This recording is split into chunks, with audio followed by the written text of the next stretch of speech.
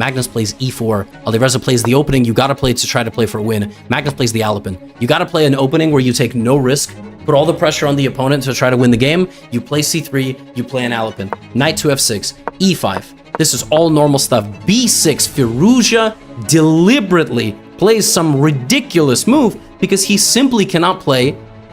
He can't play a solid main line because white will kill the game. Magnus is threatening to kill off the game. But Firouzja actually gets a fantastic little position. Bishop g7. His pawns are a little weird, and now Magnus trying to play very aggressive chess. He's not trying to play for a draw. Firouzja h5, knight c7. This is black is slightly better according to Stockfish. Actually, this is a nightmare situation for a person that's trying to just not lose, right? Magnus b4. Well, Alireza is also trying not to lose. Sorry, bishop d3 follows up b4. Great position for black. And now, this is hanging. Why is it hanging? Well, if you take with the bishop, I have bishop takes f3.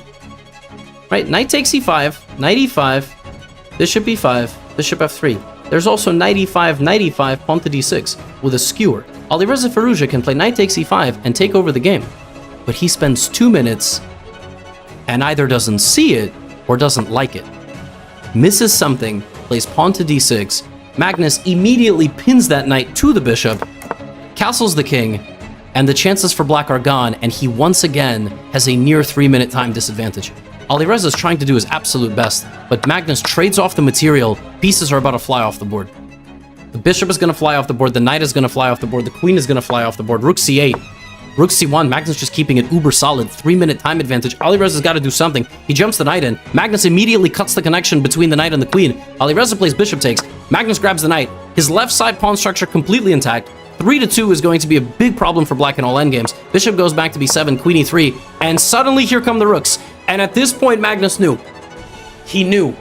The black queen is stranded in the middle of the board. If it goes to f6, there is a fork. If it goes to e7 or c7, there are rook moves and discovered attacks with the knight. He looked at the crowd and he started smiling. Firouzja goes here. You have to give up the fork. You are simply losing now. It's not even a matter of holding a draw or surviving. 2:18 on the clock to 5:41. Magnus bringing the c-pawn down the board. He just got to get that bishop out of the way. And once he does, he's going to promote. Rook c8, pawn to c6. Alireza Firouzja resigns.